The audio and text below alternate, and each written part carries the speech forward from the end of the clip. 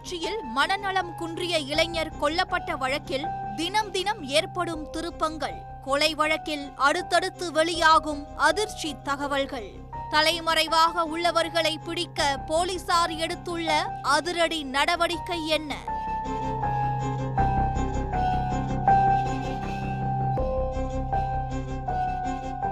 கோவை மாவட்டம் சோமனூரை சேர்ந்த ரவிக்குமாரின் 22 வயது மகன் வருண்காந்த் பொள்ளாச்சியில் உள்ள தனியார் காப்பகத்தில் மர்மமான முறையில் உயிரிழந்தார். வருண்காந்தை ஆழியாருக்கு சுற்றுலா அழைத்து சென்ற போது காணாமல் போய்விட்டதாக காப்பக நிர்வாகிகள் பெற்றோருக்கு தகவல் தெரிவித்தனர். அது குறித்து ஆழியார் காவல் நிலையத்தில் வழக்கு பதிவு செய்யப்பட்டது.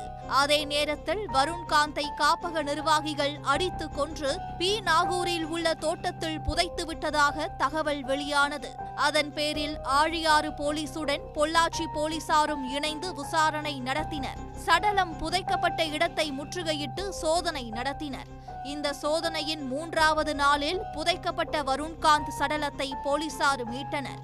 இளைஞரை காப்பக நிர்வாகிகளே அடித்து கொலை செய்திருப்பதாக குற்றம் சாட்டப்பட்டது.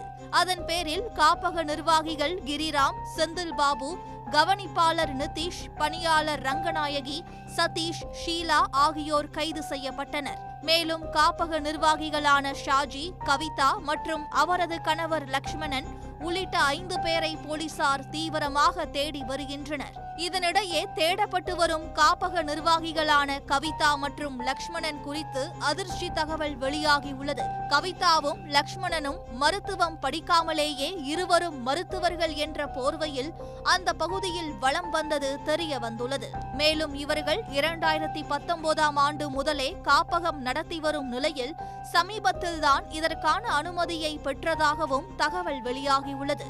இந்த காப்பகத்தை சுற்றி ஏராளமான மர்மங்கள் உள்ள நிலையில் காப்பக நிர்வாகிகளான ஷாஜி, கவிதா மற்றும் அவரது கணவர் லக்ஷ்மணன் உள்ளிட்ட 5 பேரை பிடிக்க 8 தனிப்படைகள் அமைக்கப்பட்டுள்ளன. அவர்கள் வெளிநாடு தப்பி செல்லாமல் இருக்க விமான நிலையங்கள் மற்றும் பன்னாட்டு துறைமுகங்களில் லுக் அவுட் நோட்டீஸ் பிறப்பிக்கப்பட்டுள்ளது. பொள்ளாச்சியில் தனியார் காப்பகத்தில் இளைஞர் மர்மமான முறையில் உயிரிழந்த சம்பவத்தில் அடுத்தடுத்து வெளியாகும் அதிர்ச்சி தகவல்கள் அந்த பகுதி மக்களிடம் பரபரப்பை ஏற்படுத்தியுள்ளது. உடனுக்குடன் செய்திகளை தெரிந்து கொள்ள சன் நியூஸ் பெல் ஐகானை கிளிக் பண்ணுங்க.